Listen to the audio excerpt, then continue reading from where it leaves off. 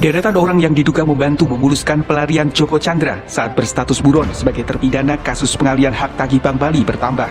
Jaksa Pinangki Sirna Malasari kini berstatus tersangka dalam kasus dugaan suap terkait Joko Chandra setelah sebelumnya dicopot dari jabatannya di Kejagung.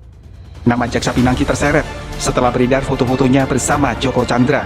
Penyidik pada Direktorat Penyidikan Jaksa Agung Muda Tindak Pidana Khusus berdasarkan bukti permulaan yang cukup tadi malam menetapkan tersangka dengan inisial PSM.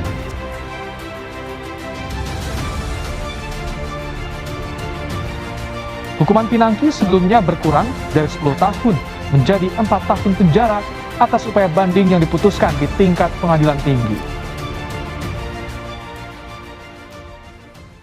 Berdasarkan surat keputusan Wakil Jaksa Agung tanggal 29 Juni 2020, pada Kamis 30 Juli 2020, Jaksa Pinangki Sirna Malasari dicopot dari jabatannya karena terbukti melakukan pelanggaran disiplin ASN. Pada 11 Agustus 2020, Pinangki kembali terjerat kasus hukum untuk kedua kalinya, yaitu ditetapkan sebagai tersangka penerima suap, pelaku tindak pidana pencucian uang, dan pelaku pemufakatan jahat untuk mendapatkan fatwa bebas Joko Chandra. Majelis Hakim Pengadilan Tipikor Jakarta memvonis Pinangki Sirna Malasari dengan hukuman 10 tahun penjara serta denda 600 juta subsidiar 6 bulan pada Senin 8 Februari 2021. Pinangki terbukti melanggar beberapa pasal perundang-undangan, yaitu Pasal 11 UU Nomor 31 Tahun 99, Pasal 15 Jungto Pasal 13 UU Tipikor, dan Pasal 3 UU Nomor 8 Tahun 2010. Pada Selasa, 16 Februari 2021, Pinangki mengajukan banding terhadap vonis hukuman yang diterimanya. Kemudian, pada tanggal 15 Juni 2021, Pengadilan Tinggi DKI Jakarta mengabulkan permohonannya dengan memangkas vonis hukuman menjadi 4 tahun penjara. Permohonan banding vonis Pinangki diterima karena 3 hal, yaitu mengaku bersalah, ibu yang memiliki balita, dan sebagai wanita harus mendapat perlindungan. Setelah melihat fakta-fakta tersebut, mungkin kita mulai bertanya-tanya, apa sebenarnya penyebab kasus korupsi dan pemangkasan hukuman tersebut? Setidaknya ada 4 sumber dan dorongan yang dapat menjadi penyebab, yaitu dari individu, organisasi, sistem, dan masyarakat. Dari individu sendiri, diantaranya adalah kurangnya kesadaran dalam mengamalkan nilai-nilai Pancasila, karena pada hakikatnya Pancasila sendiri sudah mengandung nilai-nilai anti korupsi dan penegakan hukum secara konsisten. Kemudian ada tuntutan ekonomi dan gaya hidup yang tinggi. Dengan itu, seseorang dapat melakukan segala cara, termasuk cara-cara yang melanggar aturan untuk memenuhi tuntutan-tuntutan tersebut. Selanjutnya, identifikasi penyebab dari sisi sistem, diantaranya hukuman lebih kecil daripada sumber daya negara yang dikorupsi, di mana korupsi terjadi jika manfaat korupsi yang didapat atau dirasakan lebih besar daripada hukuman atau sanksinya. Selanjutnya dari sisi organisasi, diantaranya organisasi cenderung bersifat tertutup dan tidak transparan, sehingga terjadinya kurangnya pengawasan dari berbagai pihak. Selanjutnya, kurangnya sosialisasi akan bahayanya korupsi, di mana bertujuan untuk meminimalisir tindak korupsi pada pegawai di organisasi atau instansi tersebut. Selanjutnya adalah masyarakat. Masyarakat memiliki sikap tidak peduli dan menganggap korupsi sebagai sesuatu yang diwajarkan. Padahal, masyarakatlah yang menjadi korban utama dari adanya korupsi. Masyarakat juga beranggapan bahwa pencegahan dan pemberantasan korupsi hanyalah tanggung jawab pemerintah. Penyebab lainnya adalah masyarakat kurang menyadari keterlibatan diri dalam perilaku korupsi. Setiap tindakan korupsi pasti melibatkan masyarakat, tapi masyarakat justru sudah terbiasa terlibat dalam tindakan korupsi sehari-hari. Terdapat beberapa pelanggaran nilai-nilai dasar ASN pada kasus yang menimpa Jaksa Pinangki. Integritas Pinangki sebagai seorang jaksa patut dipertanyakan, mengingat tugas dan fungsinya untuk melaksanakan kekuasaan negara di bidang penuntutan telah dicederai. Jaksa Pinangki telah ditetapkan sebagai tersangka serta dituntut dengan pasal berlapis.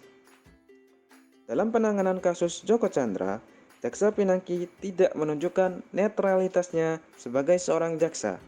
Ia malah terlibat dalam pengurusan fatwa untuk meringankan masa hukuman Joko Chandra.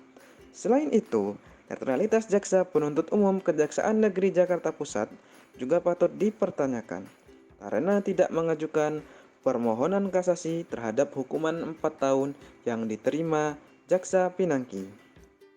Jaksa Pinangki tidak transparan dalam memberikan kesaksian.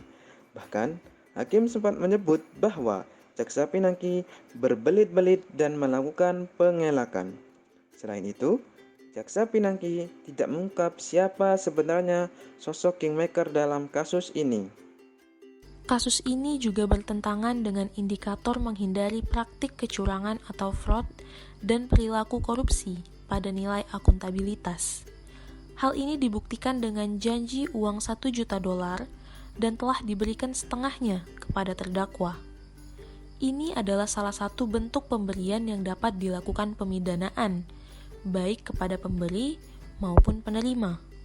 Dan sesuai dengan Undang-Undang Tindak Pidana Korupsi, hal ini termasuk dalam penyuapan.